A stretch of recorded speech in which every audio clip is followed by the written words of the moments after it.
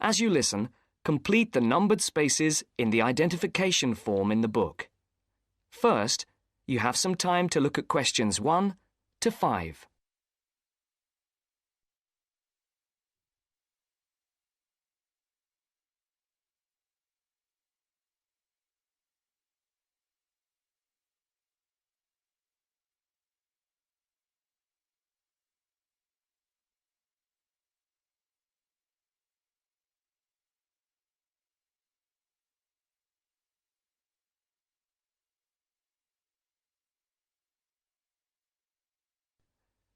You should answer the questions as you listen, because you will not hear the recording a second time.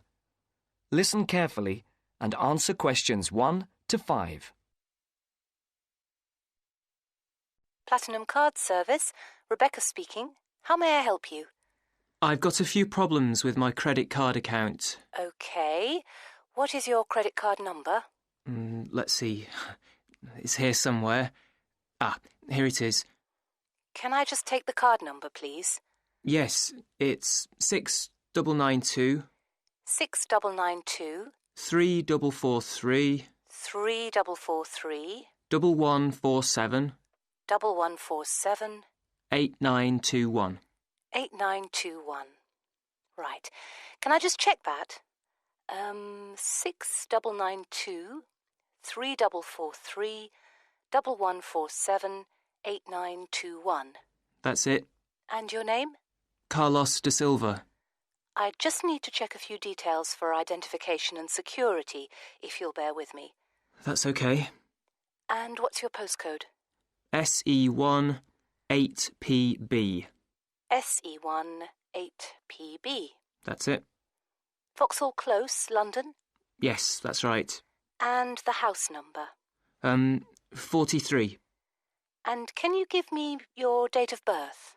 13th of the 7th, 63. And one further check, if I may. Can you give me your mother's maiden name? Yes, it's Moore. Is that Moore? Yes, that's it.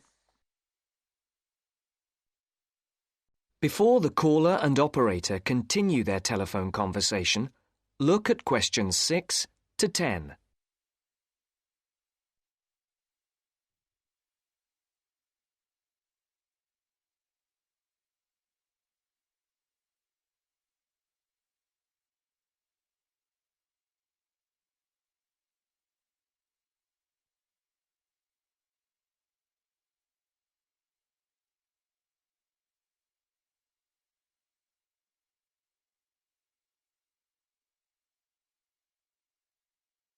Now listen to the next part of the conversation and answer questions 6 to 10. For these questions, there are 3 alternatives: A, B, and C. Decide which alternative is the most suitable answer and circle the correct letter. Yes. Now, can we get on with this? Yes, sir, certainly. I'm sure you'll appreciate that all these checks are necessary for security reasons. So, what exactly is the problem?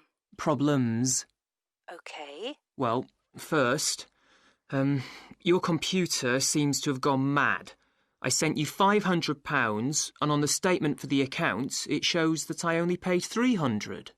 Yes. The account does only show £300 was paid. Well, I paid the £500 in at the bank and I have my receipt, and my bank statement shows that £500 has been taken from my account. Oh, I see. What I'll do is check with the bank and see what they say. OK. You said there was something else?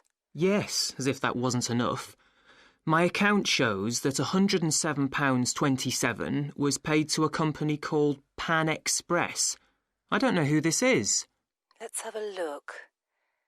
Well, it is genuine. I can assure you it's not mine. It was made on the evening of the 12th of May. Maybe it's a restaurant bill you forgot about? There's no way that... Oh, wait, hold on. Yes. Oh, it's OK. I've just realised what it is. It is a restaurant bill. The name of the company is different from the name of the restaurant. My mistake. I'm sorry. That's okay. Was there anything else? I don't know if I dare. What is it anyway? Well, it's, the amount of interest seems to have gone up. If you look at your statement for April, you'll see that the rate went down from 16.27% to 14.99% that month. Oh, yes, you're right. Was that everything? Yes, basically, it is. Okay. And can you check my payment? Oh, yes, I'll do it. Can I phone you back? I'll be at home for the next 2 hours. I have to leave at 11. Right. What's your number? 020 7989 7182. Hold on. 020 7979. No, it's 7989 and then 7182. So it's 020 7989 7182. Yes, that's it. Okay, I'll phone you straight back. Thanks. Bye. That is the end of part 1.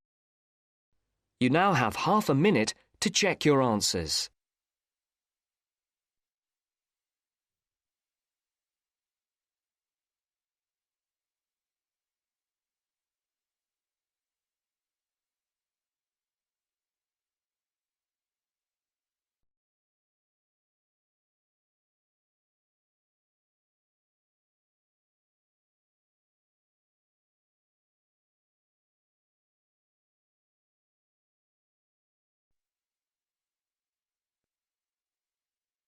Now turns to part 2. Part 2. You will hear part of a lecture on art and culture in the Indonesian island of Bali. First, you have some time to look at questions 11 to 15.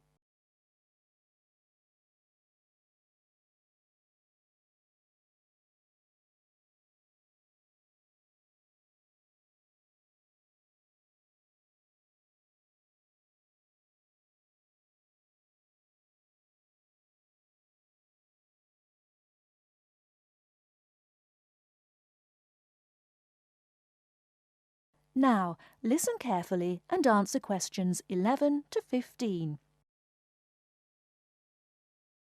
Last week, we looked at the traditional art of Japan. In this week's lecture, we're going to move south and look at the very special way in which art has developed in the beautiful island of Bali, which is now part of Indonesia. I'll begin by giving you a brief historical overview. It's thought that the first inhabitants of Bali were farmers who arrived around 3000 BC, at the beginning of the Iron Age. They probably originally came from China, and in Bali they cultivated rice and built temples ornamented with wood and stone carvings and statues. The Hindu religion was introduced in the 14th century AD, and this has remained the main religion on the island. This was an important period in the artistic development of the island, when sculptors, poets, priests and painters worked together in the service of the ruling families. Rather than painting everyday scenes, artists concentrated on narrative paintings illustrating the epic stories of Hinduism. Bali's rich natural resources have always made it an alluring goal for merchants, and from the 17th century onwards, Dutch ships visited the island to trade in spices and luxury goods. Gradually, the old royal families lost their power, and eventually, in 1906, the Dutch East Indies Company was founded, and the island became a colony. In the 20th century, art then took on a very different role, as a tool accessible to everyone in the fight of the Balinese people against colonization, rather than as the property of a minority.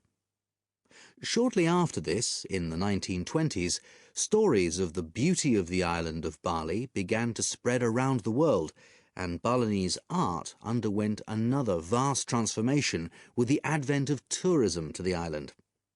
At first, this was only on a small scale, but it had important effects. Expatriate artists from Holland and Germany settled on the island, bringing paper, Chinese ink and other new materials with them.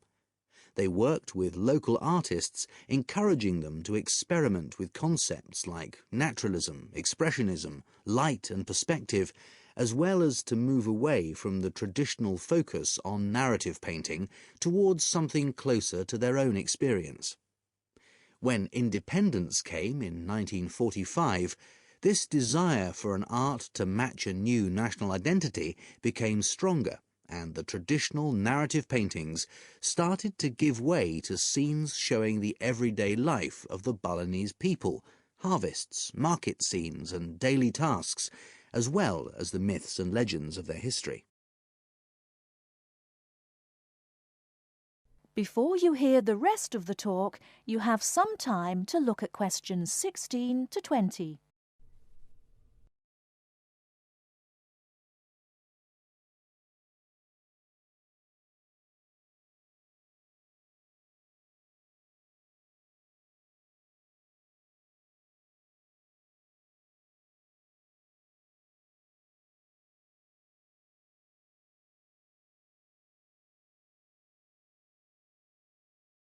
Now listen and answer questions 16 to 20. Many of the features that give this art its special place in the world today can be traced back to these historical roots. One feature that is rooted in the events of the last century is that today in Bali, the production and the appreciation of art is not restricted to a minority. In fact, there is a famous saying that in Bali, everyone is an artist. And it's not considered that to make art or talk about art, any formal training is needed. Art is just produced as part of Balinese life. Even fruit salad is served with flowers strewn on top.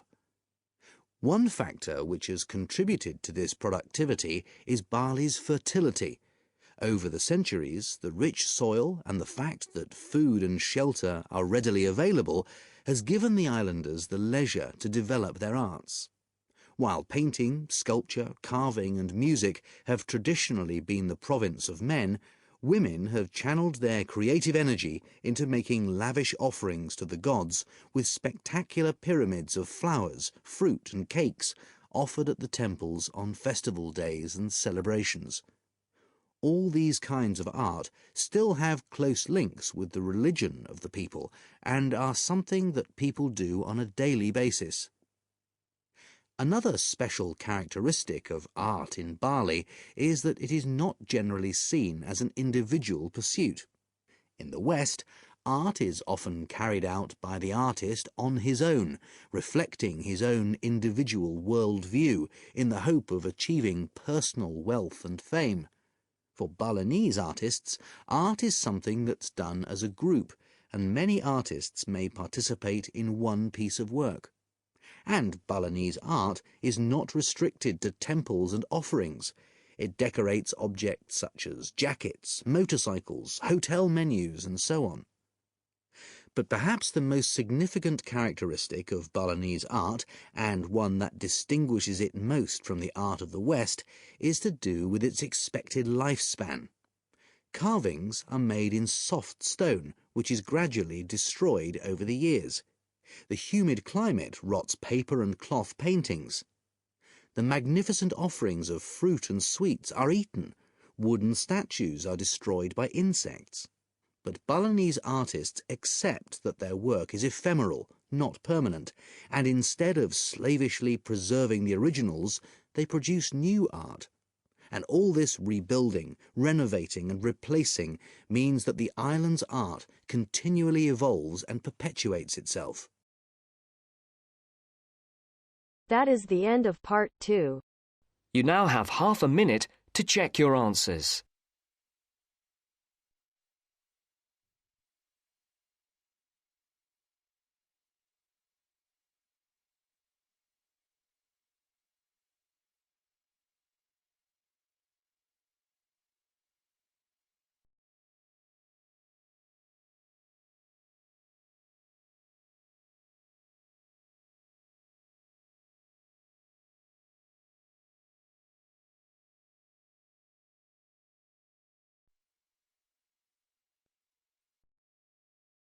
Now turns to part 3.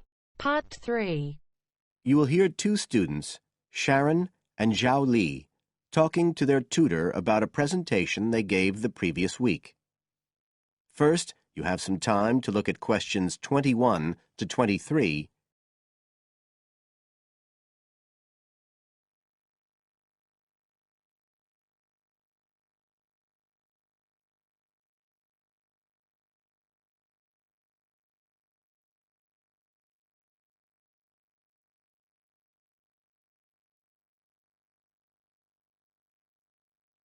Now listen carefully and answer questions 21 to 23. So, Sharon and Zhao Li, in your presentation last week, you were talking about the digital divide, the gap between those who can effectively use communication tools, such as the internet, and those who can't. And you compared the situation here in Northern Ireland with southeast China. Right. So, I asked you to do some self-evaluation, watching the video of your presentation and thinking about the 3 main criteria you're assessed by: content, structure and technique. What do you think was the strongest feature of the presentation when you watched it? Sharon? Well, I was surprised actually, because I felt quite nervous. But when I watched the video, it didn't show as much as I expected. So which of the criteria would that come under? Confidence? That's not actually one of the criteria as such. Zhao Li? Technique? It's body language and eye contact, isn't it? Well, I didn't think I looked all that confident, but I think that our technique was generally good, like the way we designed and used the PowerPoint slides. So, you both feel happiest about that side of the presentation? Yeah. OK, now on the negative side, what would you change if you could do it again? Well, at first I'd thought that the introduction was going to be the problem, but actually I think that was OK. We defined our terms and identified key issues. It was more towards the end. The conclusion wasn't too bad, but the problem was the questions. We hadn't really expected there'd be any, so we hadn't thought about them that much. OK, anything else? Well, like Zhao Li says, I thought the conclusion was OK, but when I watched this on the video, I thought the section on solutions seemed rather weak. Can you think why? Well, we explained what people are doing about the digital divide in China and Northern Ireland, but I suppose we didn't really evaluate any of the projects or ideas. It was just a list, and that was what people were asking us about at the end mostly. You now have some time to look at questions 24 to 30.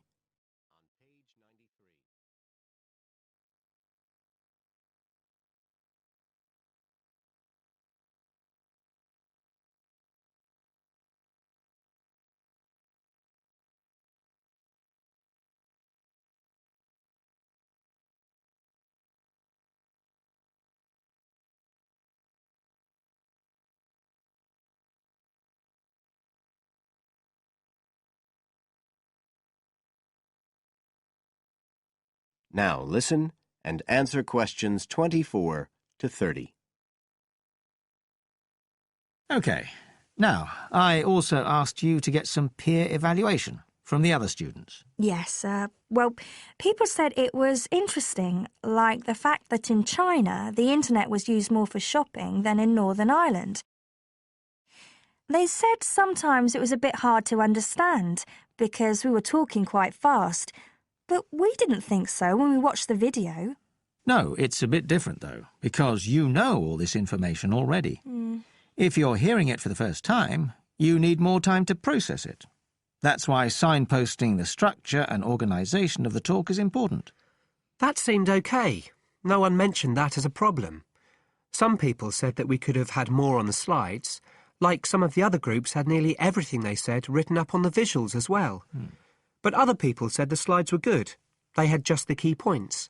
Yes. And most people said we had quite good eye contact and body language. They all pointed out we'd overrun.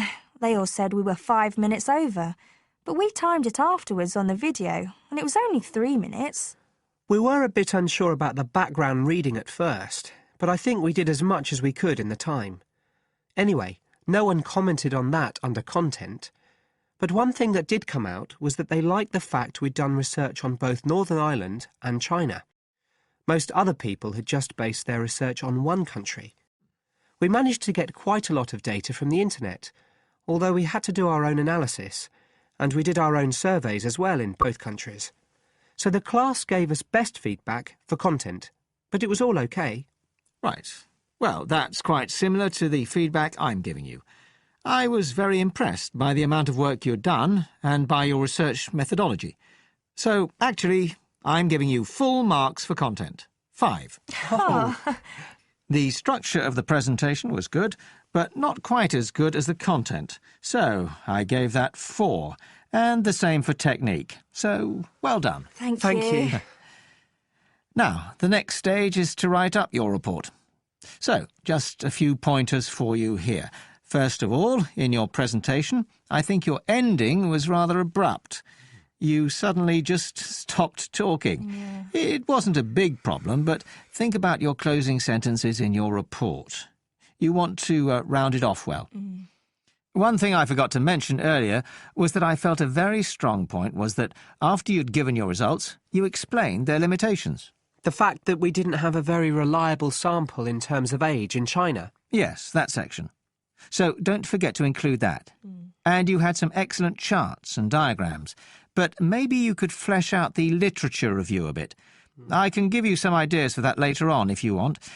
OK, is there anything else you want to ask? No, thank you. Thanks. That is the end of part 3. You now have half a minute to check your answers.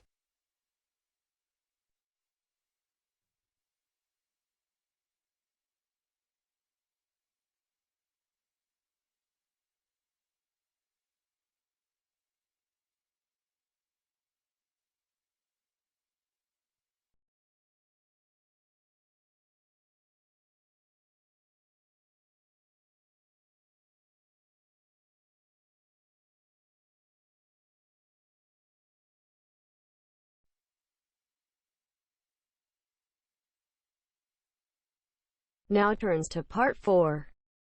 Part 4. You will hear part of a lecture on cities of the future.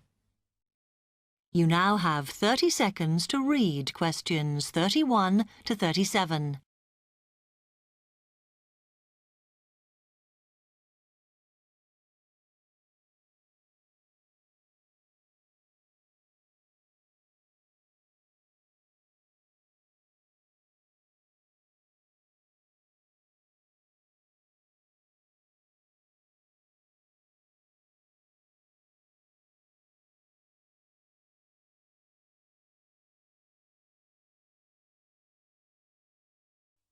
OK, we've been looking at how societies will develop in the future and at the increase in the size of cities. So I want to talk to you today about the key considerations in these cities of the future. There are 3 key elements I want to look at, and these are the new features they will have, issues of size, and the main problems to be considered. First of all, individual transportation will be a big factor in these new megacities as public transport becomes unmanageable. There'll be a huge rise in the use of segways, which are personal transporters like motorized scooters.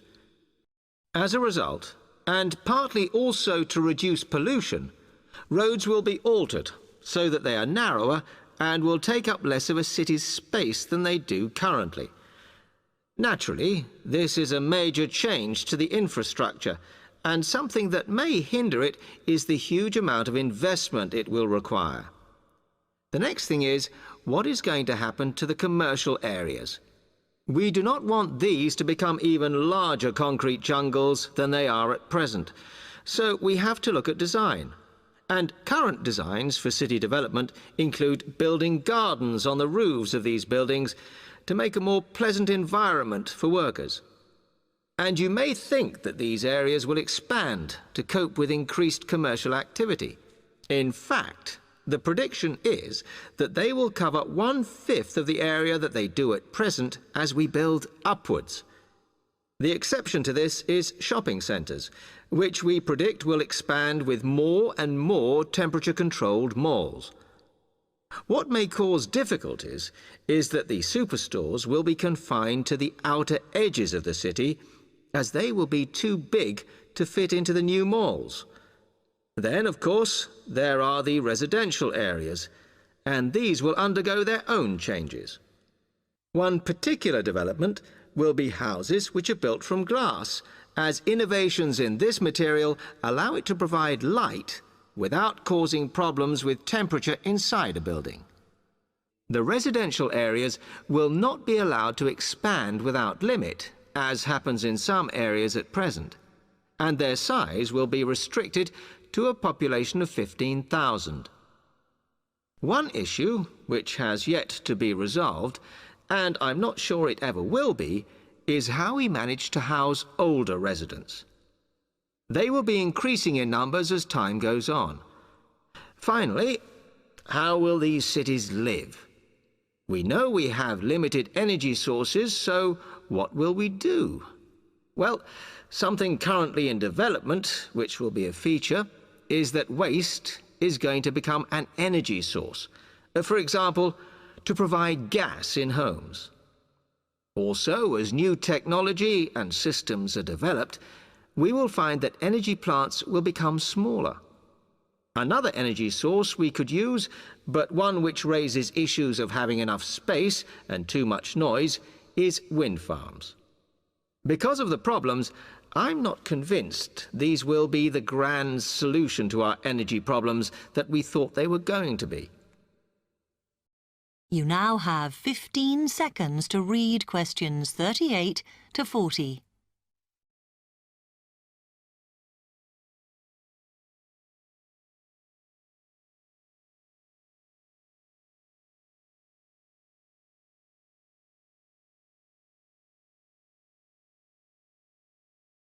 Now, moving on to looking at the social aspect of cities, we need to look at housing and how people will live. Cities currently have flats in the centre, populated by single people and wealthier residents, and families tend to move to the outskirts. In the future, the centre of cities will see a dramatic change.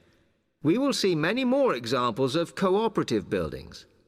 This is where people join together to form a company that owns the building they live in.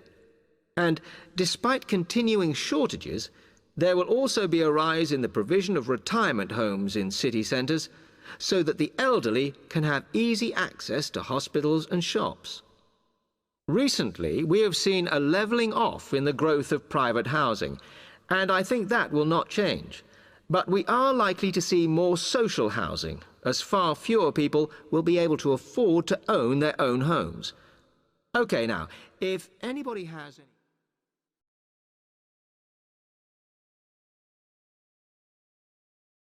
That is the end of part 4. To check your answers,